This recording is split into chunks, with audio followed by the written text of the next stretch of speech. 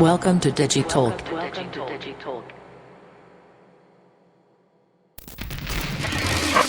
Today, what I'd like to do is take you back in time a little bit to show you how technology has transformed the travel industry and how my company is pushing that transformation forward into the future. And I'm hoping that this will resonate with you in your own businesses, in your own industries, and that it doesn't just reflect the specifics of what this means in travel. So the first thing, and I have 9 things, so you can kind of track my progress and see if I'm going to make this through on time.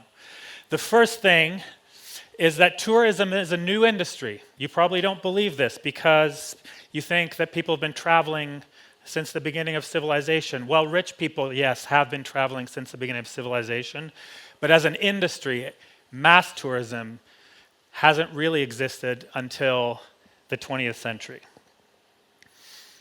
And in fact, it has grown so dramatically in the last 60 to 70 years that we can almost say that it didn't exist at the time that, for instance, my parents were born. At that time, less than 1% of the world could consider themselves a tourist. And today, tourism represents about 10% of the global product, global domestic product, global world product. Trillions of dollars, and 20% of the world now considers themselves a tourist. About 1 in 10 jobs in the world is in the tourism industry. And all of that was created in the last 60 to 70 years.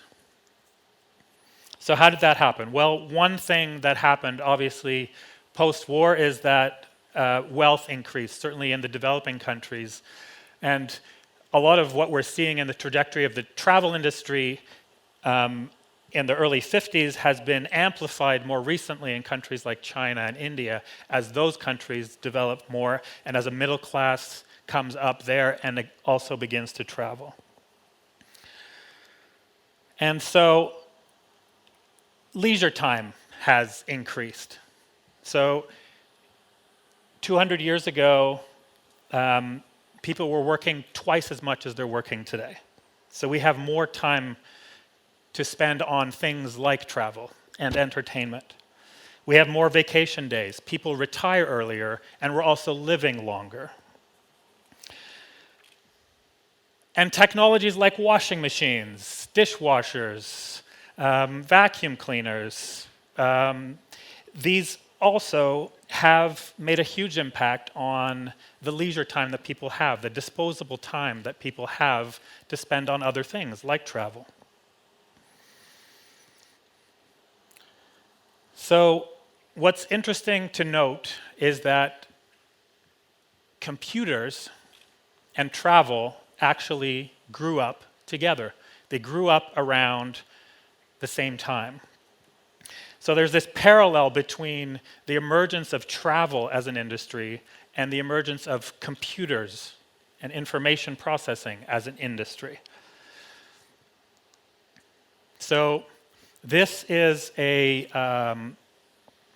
central reservation center, or the central reservation center for the Pan Am airline, which doesn't exist anymore, in 1957, and this is before they started using computers. And you can see that board on the wall there. You can't see it because the picture doesn't have color, but it's a color-coded board that represents the available inventory of all their flights over the next few months. And down below, you see these people have these Rolodexes, and that tells them what the prices are for various flights. And then they're writing down on paper the reservations as they're coming in. So this was literally a bottleneck for scaling the industry, is that these humans were blocking the ambitions of the airlines and also the hotel chains. And so airlines and hotel chains became some of the first customers of computers. right? The first applications of computer systems. So you can see this ad that Pan Am placed in the early 60s to trumpet their adoption of this new technology. And by the mid-60s, airlines were in fact the largest customers of computers. They had the biggest computer installations after the US government. So here is the delivery of a disk drive for one of these amazing new computer systems. This thing could hold 5 megabytes of information, which was quite astounding. It weighed about a ton, and it cost about $300,000, or the equivalent of today's dollars of $300,000.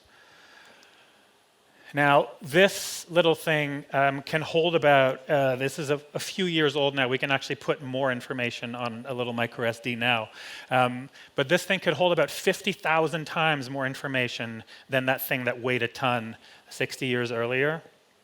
And so if you wanted to put the information that we could now hold on this little thing in that old technology, it would take the space of a football stadium, weigh about 45 million kilos, and cost about $15 billion. Of course, these are cheaper now. And of course, you have all seen this before. This is Moore's Law. This is a description of how the processing power of integrated circuits is multiplying exponentially, how it's growing. It's doubling every 2 years, basically, since the early part of the century.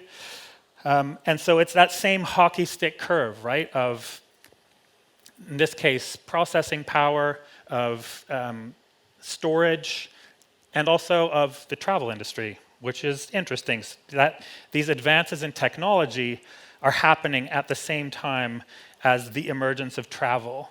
And of course, they're not causing it, but they're helping accelerate it. My third point, transportation ate the world.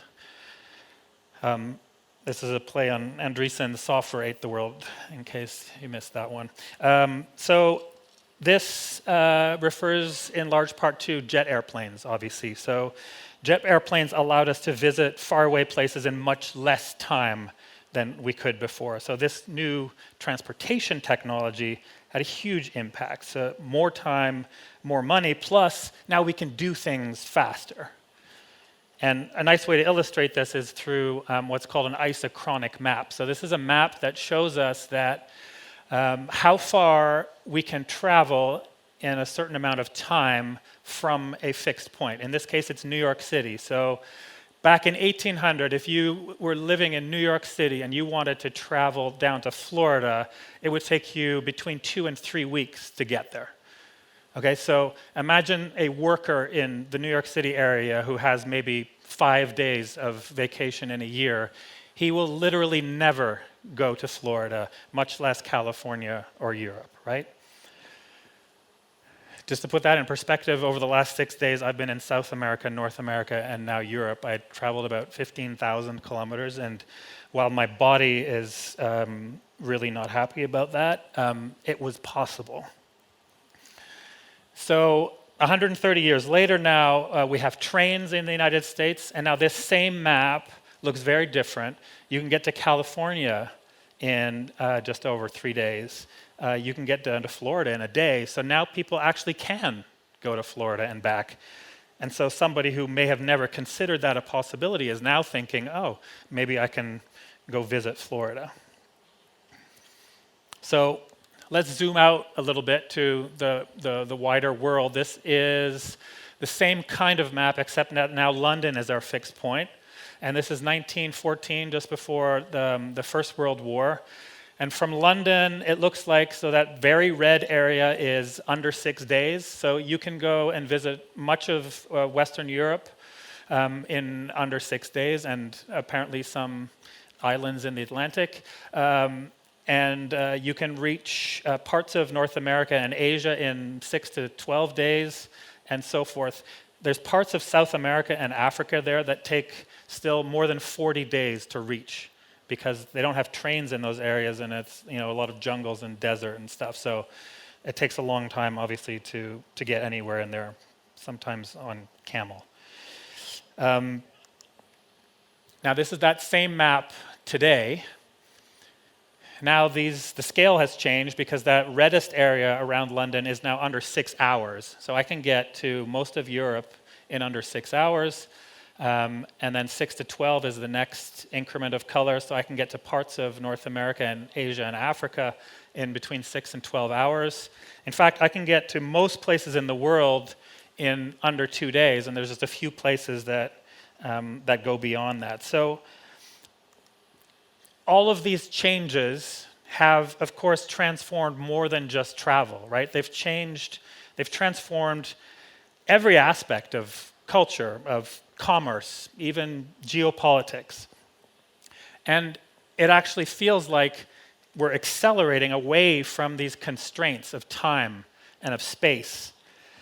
With communication, computing, transportation technologies, the scale of the world is starting to feel smaller and smaller, and the machines allow us to do more and more in less time. And so we're basically narrowing the gap between us and the things that we want. And from a capitalist perspective, we're basically overcoming the physical barriers to production. And that means a dramatic increase in the rate of change to our society, and I think we can all testify to that. My fifth point is that the internet was a big deal. Now, some of you may have been born post-1994 and didn't live through this, but it really was a big deal. I guarantee this to you. And not just in travel, but obviously across all aspects of our lives. So in the mid-90s, in the earliest days of the internet, basically, Expedia emerged. So this is an online travel agency, and now suddenly people can have all of this access, all of this visibility, all of this choice that they didn't have before.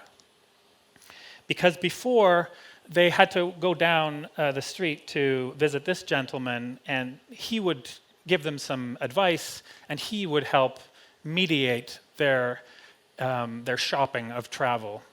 And so we kind of relied on his expertise, but now we can do all of this ourselves. Don't worry, this guy's still in business. He took his business online, and there are actually 25 people working in his shop. So he does tours in Ireland.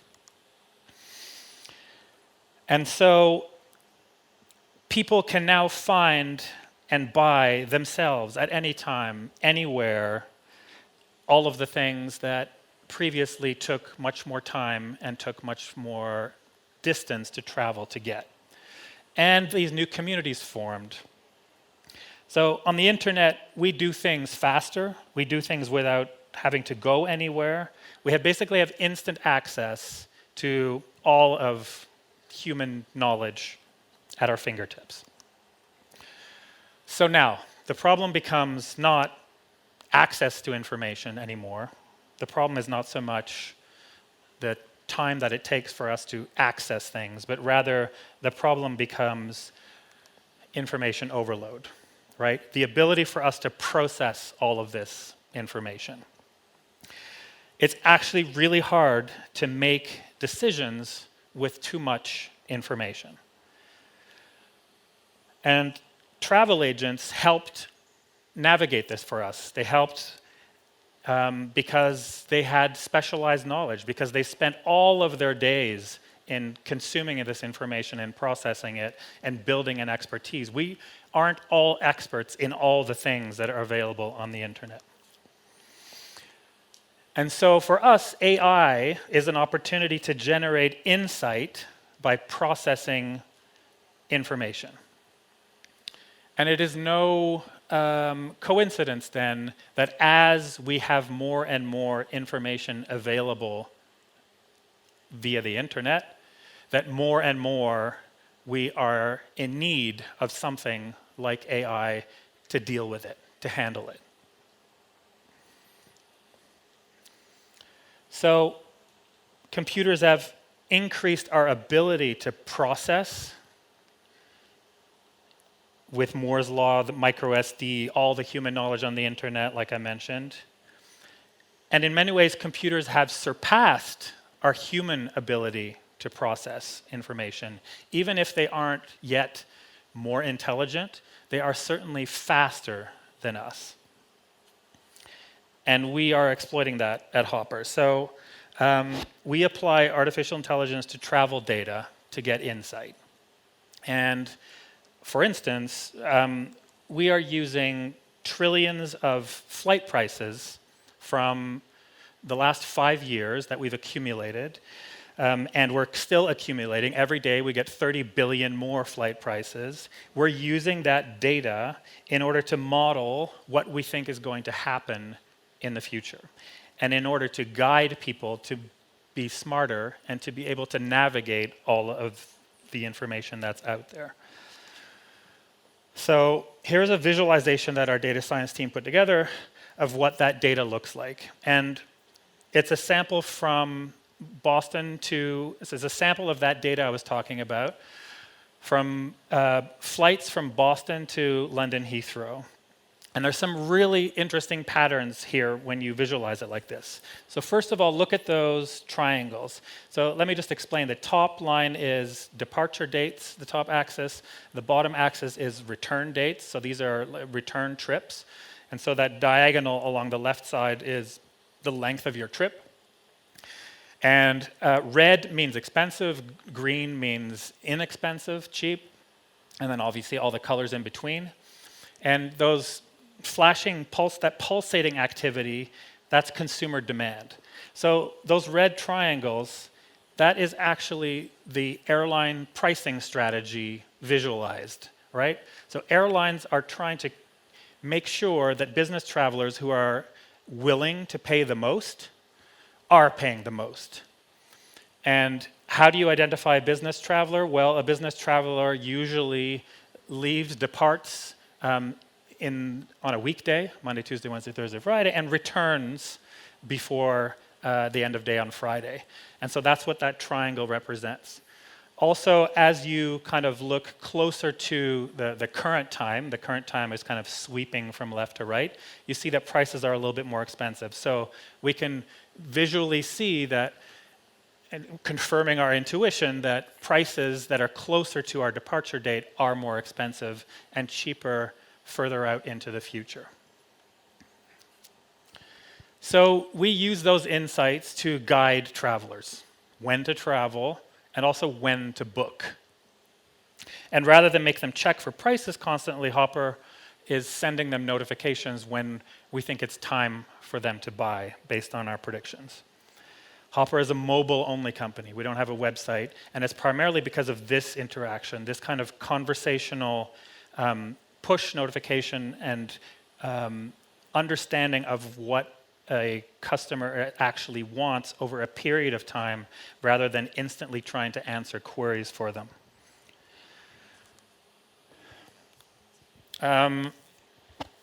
You definitely didn't miss this one because there's nobody here that's young enough. But mobile ate the internet, so you know this too. Smartphones have far surpassed the dominance of desktops, and now everything is about mobile. And so this convergence of data, mobile devices, and AI has created a new kind of user interaction. And what we're doing is we're learning to predict what you are likely to be interested in so that you don't have to ask the question, so that you don't have to make queries like you used to do on your desktop. And this is normal for a mobile interaction, right? If you think of Twitter or even Facebook, you set your preferences and then you wait for the content to arrive. You aren't constantly asking what's new, what's new. So here's another cool visualization that kind of demonstrates what our AI is doing. And what this is trying to show is how there is a universe of probabilities that surrounds every user of our app. So every time someone has the Hopper app on their phone, they're kind of walking around at the center of probable outcomes that we are computing on their behalf. So everyone has a cloud that looks, in principle, in theory, in our minds anyway, something like this. So this represents the probabilities of booking a particular flight for somebody that lives in Boston that's using the app today. So the high probabilities are blue, the low probabilities are red. And I'm going to zoom in here to kind of explain a little bit more. So each of these little clusters, these little constellations, these galaxies, are destinations, right? So if I look at Zurich over there, it's a little bit red, more red, which means that it is a lower probability than something like Charlotte, Philadelphia, or Cleveland, or Pittsburgh, which are bluer, so a higher probability. I'm going to zoom even more to kind of show what those spirals are about. So the center of the spiral represents a short trip, short length of stay, and also close to the time of departure. And so as we kind of go outside of the spiral, we see longer lengths of stay. And if you think of London, there's a lower probability that I'm going to take a short trip soon, and a higher probability that I'm going to take a long trip later. Okay, we're wrapping up now. Fantastic. Okay. Прекрасно. What I wanted to kind of sum up was a question to you, which is, where are you taking us, right? Digital transformation is part of a broader transformation of society. Tech isn't driving it, but it's accelerating it. And what we're talking about at this conference here is the culmination of a dramatic arc of human progress, of social, political, technical. And so it's important to see digital transformation not just as an incremental business strategy, but to situate what you're doing, your work, on the arc of human progress. Where are we coming from, and where are you taking us?